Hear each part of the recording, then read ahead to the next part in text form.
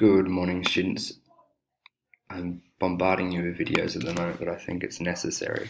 I've just read your introductions and paragraph responses that we looked at on Friday week. Now, I just want to step through how to write a banging introduction. So, a lot of the information in the slides you've seen before, so none of it should necessarily be new to you. However, I do think it's important that we go through regularly the requirements of what you need to put into an introduction. This slide can be found on Connect in the net section titled Essay Prep. Now, in this slide, I also have included some samples of student work. So you may see your introductions in here. They will be rewritten a little bit for clarity, and I will be commenting on a number of the samples. So we're going to quickly go through this because I want to get it done in 15 minutes. So what we were looking at in this 15 minutes is just reviewing introduction writing, and then I'm going to instruct you to pause at certain points in order to write a broad general statement, a nutshell sentence, and a thesis statement. Excuse me. And then finally, review introductions and conclusions. So this PowerPoint has got a number of things about paragraphing as well as conclusions. I'll look at that in another video later on. Now, to start off with, you need to consider the question. So your success or failure will be determined by the question that you choose, making sure that you choose the right question that matches your understanding of the content as well as your ability level. Now, once you've read the question, just think about what it's asking, go through the deconstruction. Now, I've done this with you in the other videos that were created and put up onto the screencast site, so I'm not going to go through this any further, but I just want to remind you that, once you've deconstructed a question and you've created a plan, you really should be sticking to it. So if you second guess yourself halfway through, you may fail. So now, thinking about the question, and I've put this slide on regularly, is that the most common reason you fail, or the most common reason you get a lower mark, is because you haven't answered the question. Now, I always articulate that if you don't have a thesis statement and the thesis statement doesn't contain keywords from the question, you will fail. And in fail, I mean get below kind of that 55 mark. So it all starts with how you unpack the question. So a good way of making sure you understand an essay topic is to rewrite the question in your own words. So we've done this before where we've gone through, but again, I've done this for you. So this site here will take you to those essay question deconstructions in 3 videos. But step 0, read the question, highlight the key terms, rephrase and provide variations, and then consider that 1-sentence thesis statement. Now, you should be planning extensively so that you've got that evidence to back it up for when you're writing your 3, 4, 5 paragraph response. Now, what I want you to consider is get those questions out that we'll distribute it in class for the practice essay that we're going to be having on Thursday. It can be found, you can click it here just to show you what it looks like. It looks like this. So please find those questions. Now, I have deconstructed them in the other videos so that it's got some ideas. However, you'll have to watch those videos in order to get those ideas. Got to make you work for it. So if I bring that one back.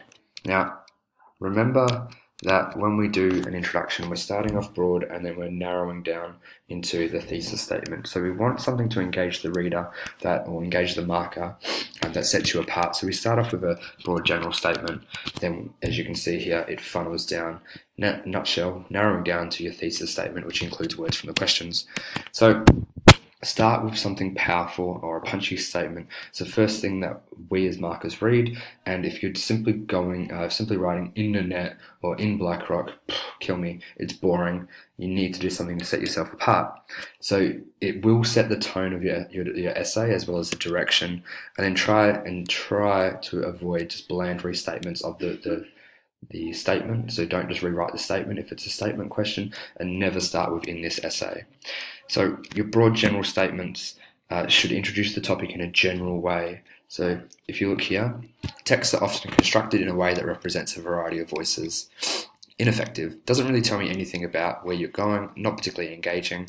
I can see that the person just wanted to use the word voices because it's a syllabus term, and the question deals with voices. Not all that effective, however. Again, next one. Empathy is a natural human instinct. Texts will aim to call upon this aspect in their audiences to strengthen the impact of the text and to allow the audience to understand and become more empathetic. Okay, more effective. Empathy is a natural human instinct. Starting off broad, dealing with perhaps an aspect of the question that's not too specific like the voice one previously, like this one. Okay, so interesting engagement level is there. If we look at the next question, or the next statement, stories of struggle and desperation can often be an effective technique to alter a viewer's response to a particular topic or issue. Mostly effective. I can see that this student has tried to incorporate the term struggle and desperation. Particular topic or issue, you don't need to specify. So I'd suggest that this is a mostly effective. However, with some tweaks, it could be quite effective. Continuing on. In a society driven by routine, the stories of minorities and their respective struggles give the people something to fight for. Okay, somewhat effective again. I'm not quite certain where this student was going with the driven by routine, but I can see their attempt at having something engaging. Deals with two aspects, minorities and struggles. The question deals with struggles, and we know that Nanette or Blackrock is talking about the minority groups, whether it be females or LGBTQT plus individuals. Following on, texts are always written to promote and present a certain perspective. Hopefully you guessed that. Okay, ineffective, does nothing to really engage or ease me into the essay. Next one. This is straight from, very similar to one we did in class. This relates to V for Vendetta. People think that terrorism is someone else's problem, that it happens to others who are far away, and that they are safe from it. Luckily, for most of us, that is the case. But for some, living with terror is part of their daily lives. For these unlucky folks, life at home, in the neighbourhood, and even at school can be a nightmare. It is wordier, but it is an essay, so you do have the room to move and actually write a bit more than you normally would for a short answer, where you would open with a thesis statement. So just something to consider. What I'd like you to do now is pause and write your own BGS from the question you have chosen. Now, in your BGS, just avoid mentioning the name of the text and engage with the bigger aspects of the question. So if your question is dealing with controversy, empathy, struggle, then link it to that, or do something that relates to that. What are the struggles? What are the what empathetic response or what controversy? Maybe if it's a personal voice question, outline you and who you are and your personal context. So take a moment just to pause and write a BGS for this. Okay, hopefully your BGS went well. Now, if we focus on the next part, is the nutshell sentences. Okay, so this is where you briefly outline what's going to be in the essay. So this is where we expect you to include things such as the title, the author or the playwright, and a bit of a brief synopsis, remembering not to err too much on the side of plot retell because that will limit your response. So this is where you're starting to funnel down into that thesis statement, which is at the bottom of that inverted triangle. So you're giving a bit of the idea of the thrust and content of the body, so that readers have some kind of organizational structure to which we can follow your argument. So what you need to do is consider writing a nutshell sentence. So when you're looking at Blackrock, I've sort of mapped it out for you just to give you an idea of how you could word it. The 1996 play Blackrock by Nick Enright deals with, promotes, explores, raises, tackles something based on the tragic death of Robin Lee in 1989. The play insert something. Okay, so hopefully that gives you a bit of an idea of how you could structure that nutshell. You're giving a bit of content, you're giving the publication details, but obviously it's related to the question that you're answering. For Nanette, I've done the same thing. Nutshell, make sure you spell it correctly, Nanette 2018 in inverted commas. So, the 2018 Netflix comedy special, Nanette, written and performed by Hannah Gadsby, subverts, explores, rejects, promotes, challenges, whatever it may be, okay, whatever verb you want to use there. A show that breaks the comedy tradition, Gadsby leaves the tension firmly in our court. Just something like this. It gives us enough information about the text without going into that, that territory of plot retell. Really, you don't want to be spending too much time in the nutshell sentence, but you can, further break down what you're discussing in your broad general statement. So, if you consider this document that I handed out the other day in class, it's had on there a list of verbs. Okay, so I've just put those verbs on here. you can use these in your essay. It does make the sophistication level raise infinitely when you're using this, as opposed to using challenges, implies, presents, as opposed to says or talks about. Come on, we're not in year 8. So try and use this type of language, positions, for example, or critiques, privileges, but make sure we're spelling it correctly too. What I'd like you to do now is take a moment to write a nutshell response to your question. So pause the video and write a response, funneling down. Okay, hopefully you had a bit of success writing that nutshell sentence. So the last thing we're going to do, and perhaps most importantly, is the thesis statement. So this is the subject matter under dispute. Okay, ignore that. I'm in a pod in one of the English rooms, and some of the year 9s are going a bit feral. So it's the roadmap for the paper. So it's signposts to the reader what's expected to come from the paper. Remember, if you don't have a thesis statement, you won't do very well. Okay. Now, this is where you're directly addressing the question asked of you. So a thesis is an interpretation of that question or subject. So it's not the subject matter itself.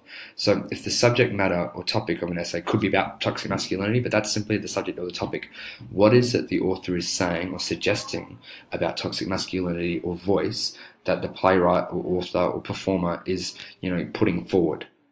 Okay, you can't just say, oh, in this, are we discussing toxic masculinity? Well, no, it's not effective. Okay.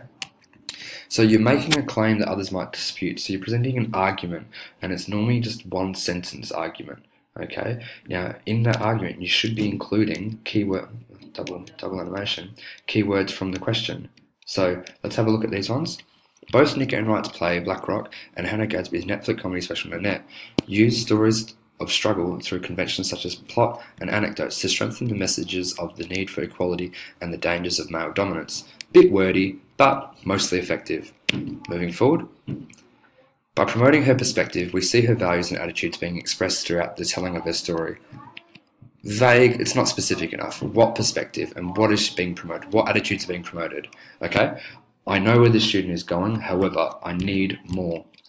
Moving forward. Your playwright uses characterization and language choices in order to reinforce the dominant attitude that men shouldn't cry. Succinct, to the point, it is effective. I like the idea here, but I do think that the person, could you structure an entire or sustain an entire essay on this one attitude?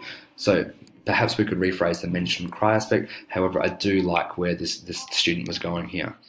And then, I think this is the last one. Through character construction, particularly language and dialogue, Black Rock represents the voice of the seemingly typical Australian male at the time, and their marginalised, often silent female counterparts. Effective. Clear, the elements of construction are hinted at as well. Okay, so very clear thesis statement there. Now, your turn. Write your own thesis statement for the broad general statement, nutshell paragraph that you've started. Make sure that you're including keywords from the question and not simply just reiterating the topic of toxic masculinity. No, what is the author suggesting about mateship, identity, belonging, Australian identity, whatever it may be? What is the performer, Hannah Gadsby, suggesting about the voice of the marginalised? Okay, you got to say something. Remember, it's contestable. So take your time now to write a thesis statement to your question.